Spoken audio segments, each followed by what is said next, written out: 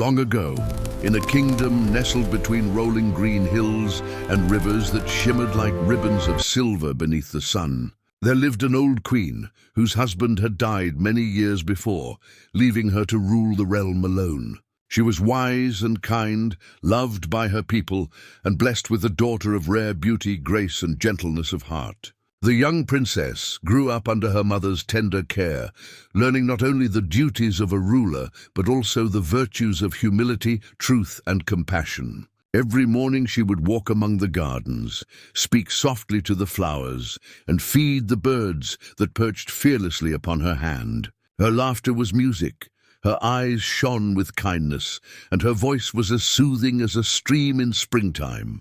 When the princess reached the bloom of maidenhood, her mother arranged for her to be married to a young prince of noble birth, who ruled a distant land beyond deep forests and broad meadows. The prince had heard tales of her goodness and beauty, and desired her for his bride. And so it was agreed that she would journey to his faraway kingdom when the time came. When that day arrived, old friend. the queen, though her heart was heavy with sorrow at parting from her only child, began to prepare for the journey with great care.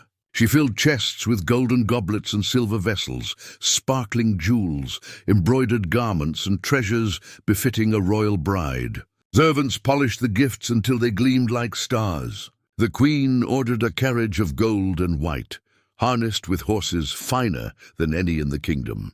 Yet above all these riches, she gave her daughter something far greater, a blessing of motherly love and a small white handkerchief upon which she had dropped 3 tears of her own blood. "Take this, my child," said the queen softly, pressing the cloth into her daughter's hand, "for it will guard you in times of trouble. As long as you hold it close, and remember that a mother's heart beats for you, no matter how far apart we are." The princess kissed her mother's hands and promised to cherish the token. The light is Beside beautiful her, here. the queen placed a young woman, a chambermaid of seeming gentleness, to accompany her and see her safely to her bridegroom. The queen herself led the princess to the courtyard, where 2 horses stood saddled for the journey, the chambermaid's plain brown mare and the princess's own proud horse. Falada, whose coat was white as snow and whose eyes shone with strange wisdom, for he could speak the language of men. When all was ready, the queen embraced her daughter one last time. "Go now, my beloved," she said, her voice trembling, "and may heaven's hand guide your path. Be true, be brave, and remember that virtue and kindness will keep you safer than walls of stone."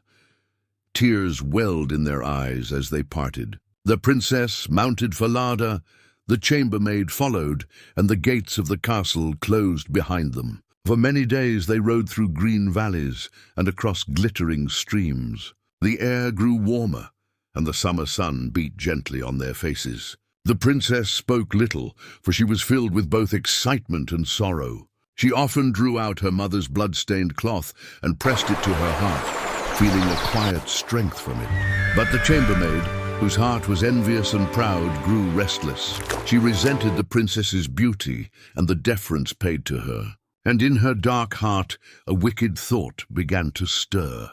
On the 3rd day, as the sun blazed high and the road wound through a lonely forest, the princess grew thirsty and weary. "Pray fetch me some water from the brook, good maid," she said kindly, "for I am faint and have brought a golden cup for you to use." But the chambermaid sneered. "If you thirst, you may drink for yourself. I will not serve you." The princess, though surprised by her harsh tone, said nothing. Gently she dismounted, knelt by the clear stream, and drank with her hands. As she did, she murmured sorrowfully, "Oh Lord, if my dear mother knew, her heart would break in 2. The wind carried her words through the trees, and Falada, hearing them, tossed his mane as if in pity. They rode on in silence until the afternoon, when they came upon another stream, and again the princess asked for water. "Dismount and fetch me some water in my cup, for the sun Put the burns gown, hot upon princess. my head." But the Unless you maid, wish to who now bleed took for full it, pleasure in her as you cruelty, wish. laughed aloud. "Fetch it yourself, for I am no longer your servant." The princess once more obeyed meekly, bending to drink from the brook, but as she leaned down, the white cloth with her mother's blood drops slipped from her bosom and drifted away upon the current unnoticed. The chambermaid saw this, and her wicked heart leapt for joy, for now the princess had lost her mother's magical protection. "Now you are powerless," the maid whispered darkly to herself. When the princess rose, weary and pale, the false maid suddenly drew her dagger. "Listen, princess," she said, her eyes glittering. "From this moment you shall obey me. Change garments with me and swear before heaven you will tell no one of this, or I shall kill you where you stand." The princess, trembling, saw no way to resist. She removed her royal gown, her jewels, and her cloak of velvet and lace, and put on the coarse grey garments of a servant. The chambermaid, proud in her stolen finery, mounted Falada, while the true princess was forced to ride the maid's shabby horse. Falada turned his head sorrowfully toward his mistress, but the false bride struck him with her whip. "Oh, ride on, or I'll have your hide!" she cried. The princess said nothing, her heart heavy with grief. But she whispered softly, "Oh, Lord, if my dear mother knew, her heart would break in two." And Falada remembered these words. When they reached the prince's castle at last, horns were sounded, and the people gathered to welcome the royal bride. The prince himself came out radiant with joy and lifted the false bride from her horse, believing her to be his betrothed. The true princess, now clothed in rags and covered in dust, stood alone in the courtyard unnoticed. Yet the old king, father to the prince, looked out from his window and saw her. "I'm so Her sorry, eyes, old friend." though filled with sorrow, were bright with gentleness. Her bearing, though humble, was noble still. Wondering who she might be, the old king went to his son's bride and asked, "Who is the maiden who came with you?" "A servant I picked up along the way," the false bride said coldly. "She can be put to work to earn her keep." The old king frowned but said nothing. He turned to his steward. "Find some work for the girl, that she may not idle her days." And so the poor princess was given to a young goose boy named Conrad to help tend the royal geese in the meadows. Now, Falada, who could speak, had seen all that happened, and the false bride feared he might tell the truth. So she went to her husband and said sweetly, "Dearest lord, I have brought a horse from home that vexed me greatly on the journey. It would please me if he were killed." The prince, wishing to please his bride, agreed, and Falada was condemned. When the true princess heard of it, her heart broke anew. Goodbye. Secretly, she gave the knacker's helper a piece of gold and begged him to nail Falada's head beneath the dark gateway through which she passed each morning and evening with the geese. The man pitied her and did as she asked.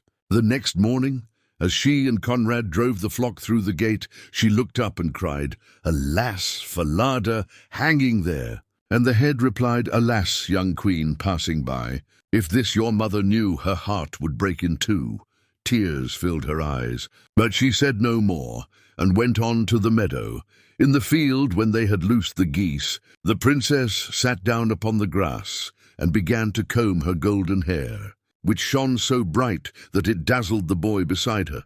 Conrad, enchanted by the sight, tried to pluck a few strands. But the princess, knowing his mischief, cried out, "Blow, wind, blow! Take Conrad's hat and make him chase it till I have braided my hair and tied it up again." Instantly, a gust of wind swept through the meadow, snatched Conrad's hat from his head, and rolled it far away across the fields. He ran after it, shouting and cursing, while the princess finished braiding her shining hair and tied it with a ribbon of silk. When he returned, breathless and cross, she was sitting quietly among the geese as if nothing had happened. This went on day after day. Each morning she would weep beneath the gate, calling to Falada's head. Each afternoon in the meadow she would comb her golden hair, and each time Conrad tried to take a strand, the wind would snatch away his hat. At last, Conrad grew angry and went to the old king. "I will not herd geese with that girl any longer," he said. "She bewilders me and works strange charms. Each day as we pass the gate, she speaks to the horse's head nailed above it, and it answers her as though alive. And when we reach the meadow, she loosens her hair brighter than gold. And when I try to take a piece, the wind blows my hat away, so I cannot come near her until she is done." The old king was astonished. "This is no common maid," he thought. The next morning he rose early and hid behind the dark gateway. When the girl passed by, he heard her say, "Alas, Falada hanging there." And the head replied, "Alas, young queen passing by. If this your mother knew, her heart would break in two." The king followed her quietly into the meadow and hid in a thicket. There he saw her sit among the geese, unbind her golden hair, and sing softly as she combed it. When Conrad approached, she cried to the wind, and the gust blew his hat away, just as the boy had said. The king saw everything, and returned to the castle deep in thought. That evening, when the girl brought home the geese, he called her to his chamber. "My child," he said kindly, "tell me who you are and what strange things I have witnessed this day." But she only bowed her head and replied, "I am forbidden to tell my sorrow to any living soul, for I swore an oath beneath the open sky." The king pressed her gently, but she wept and remained silent. Then the wise old king said, "If you will not tell me, then perhaps you may speak your heart to the iron stove in the hall. There no one will hear but the walls." So he left her alone before the great black stove, and the girl, believing herself unseen, knelt beside it and whispered her story, pouring out her grief, how she was a princess by birth, how her maid had betrayed her, stolen her garments, and forced her to serve as a goose girl. "If my dear mother knew," she ended softly, "her heart would break in two." The king, who had been listening outside the stovepipe, heard every word. When she had finished, he entered and said gently, "Come forth, dear child, for your sorrow shall be righted." He brought her to his chamber, clothed her in royal garments embroidered with gold, and her beauty shone so bright that even the candles seemed to burn clearer. Then the king sent for his son and said, "This is your true bride. The false one is but a wicked servant who deceived us all." The prince, seeing her, knew in his heart that this was the maiden he had long dreamed of, and joy filled him. But the king, desiring justice, arranged a great feast for the morrow and invited all the court. The prince sat at the head of the table, with the true princess at his right hand and the false bride on his left. The chambermaid, not recognizing her mistress in royal splendor, laughed and drank, thinking her triumph complete. When the feast was nearly ended, the old king rose and said, "I have a riddle to put before you all. Tell me, what punishment does one deserve who betrays her master, steals her mistress's garments, and takes her place as bride to a prince?" The false bride, thinking herself clever, cried, "She deserves no better than to be stripped naked, placed in a barrel studded with sharp nails, and dragged by 2 white horses until she is dead." "You have spoken your own sentence," said the king sternly, "and so shall it be done to you." Pale as snow, the false bride begged for mercy, but none was shown. Her punishment was carried out, and thus she met the fate her cruelty had earned.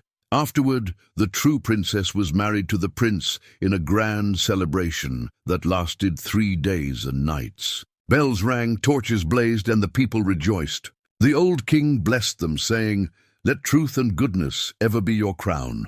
Falada's memory was honored, the geese were tended kindly, and the land knew peace again. And though the princess became queen, she never forgot her mother's love, nor the trials that taught her that humility and patience are stronger than pride and deceit. For those who keep faith, even in silence, are guarded by heaven's hand, and in the end, the truth always shines brighter than gold.